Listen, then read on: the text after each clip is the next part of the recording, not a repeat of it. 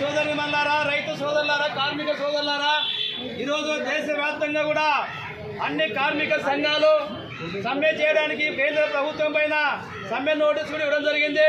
కేంద్ర రాష్ట్ర ప్రభుత్వాలు సమ్మెకు సహకరించకపోవడంతో దేశవ్యాప్తంగా కూడా సమ్మె చేయాలని చెప్పేసి నిర్వహించారు. అందులో భాగంగానే సిపిఐఎంఎల్ లిబరేషన్, ఏఐసిసిటియు, ఐసా విద్యార్థి సంఘం, ఏఐపి అఖిల భారత ఐపా మహిళా సంఘం మరియు కార్మిక సంఘం ఈ కార్యక్రమంలో సమ్మెలో పాల్గొనబోతా ఉంది. ప్రధానంగా కేంద్ర ప్రభుత్వం కూడా దాదాపు 44 కార్మిక చట్టాలను పోరాటం చేసి సాధించినటువంటి చట్టాలను దుర్మార్గంగా రద్దు చేసి కేవలం 4 లేబర్ కోడ్లుగా ఈరోజు చేసేటువంటి పరిస్థితి మనకు కనపడతా ఉంది. ఈ 4 లేబర్ కోడ్ల వల్ల కార్మికులుగా ఉన్నటువంటి అనేక రంగాల ప్రభుత్వ ఈరోజు రంగ సంస్థలు నిర్వీర్యమైనటువంటి పరిస్థితులు మనకు కనపడతా ఉంది. అందుకొరకే తక్షణమే 44 లేబర్ కోడ్లను రద్దు చేయాలని చెప్పేసి డిమాండ్ చేస్తూ ఏదైతే 4 ఉన్నటువంటి వాటికి కూడా ఈరోజు 4 లేబర్ కోడ్లుగా చేసేటువంటి పరిస్థితులు మనకు కనపడతా ఉంది. అలాంటి 44 లేబర్ కోడ్లను రద్దు చేయడం వల్ల ఈరోజు కార్మిక రంగం నష్టపోతా ఉంది. అందుకొరకే సిపిఐఎంఎల్ లిబరేషన్ పార్టీగా కేంద్ర ప్రభుత్వానికి రాష్ట్ర ప్రభుత్వాలకు డిమాండ్ చేస్తా ఉన్నాం. తక్షణమే 4 లేబర్ కోడ్లను రద్దు చేసి 44 కార్మిక చట్టాలను అమలు చేయాలని చెప్పేసి డిమాండ్ చేస్తా ఉన్నాం. అదేవిధంగా ఈరోజు గతంలో అనేక సంవత్సరాలుగా పోరాటం చేసి బ్రిటిష్ ప్రభుత్వం పైన కానీ ఆ రోజు ఉన్నటువంటి ప్రభుత్వాల పైన పోరాటాలు చేసి మరి ఆ రకంగా 8 గంటల పని దినాలను పోరాటం చేసి సాధించుకున్నారు. అలాంటి పని దినాలను ఈరోజు మళ్ళీ 10 గంటల పని విధంగా పెంచే విధంగా కేంద్ర ప్రభుత్వం ప్రయత్నం చేస్తూ ఉంది.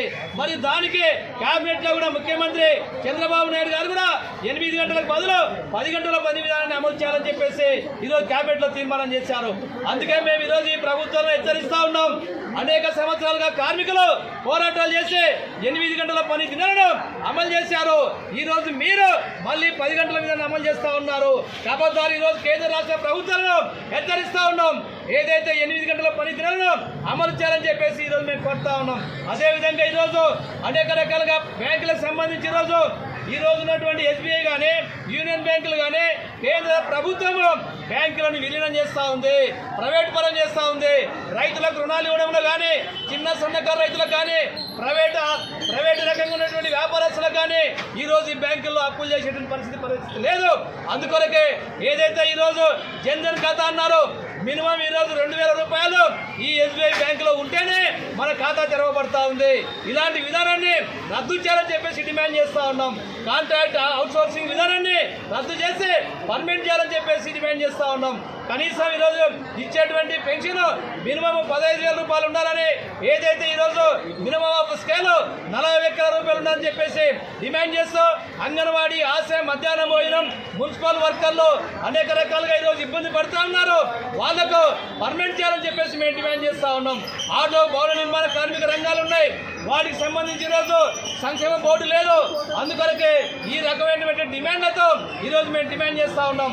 రైతులకు సంబంధించి ఈరోజు స్కేల్ ఆఫ్ ఫైనాన్స్ ఈరోజు పెంచాలి. స్కేల్ ఆఫ్ ఫైనాన్స్ కింద కేవలం 1,00,000 రూపాయలు ఇచ్చేది కాదు, కేవలం 80,000 రూపాయలు ఇస్తూ ఉన్నారు. స్కేల్ ఆఫ్ ఫైనాన్స్ కాకుండా పంటను పరిగణలోకి తీసుకొని ఆ రకమైనటువంటి రుణం ఇవ్వాలని, రైతులకు రుణమాఫీ చేయాలని, వ్యవసాయకులకు సంబంధించి ఈరోజు అనేక రకాలుగా ఈరోజు కనీస వేతనం 600 రూపాయలు ఇవ్వాలని చెప్పేసి డిమాండ్ చేస్తూ రాష్ట్ర ప్రభుత్వం కూడా 50 సంవత్సరాలు పైబడిన కార్మికులకు, రైతులకు 50 సంవత్సరాలకే పెన్షన్ సౌకర్యం కల్పిస్తామని ప్రకటించింది. మరి ఎక్కడిచ్చింది?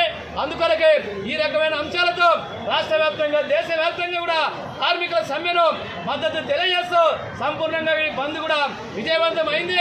అందులో భాగంగా సహకరించినటువంటి బ్యాంక్ మేనేజర్లకు, బ్యాంక్ సిబ్బందికి, కస్టమర్లకు, రైతులకు, వ్యవసాయ కూలీలకు మీ అందరికీ కూడా సిపిఐఎంఎల్ లిబరేషన్ పార్టీ తరఫున ప్రత్యేకంగా ధన్యవాదాలు తెలియజేస్తూ సెలవు తీసుకుంటున్నాం.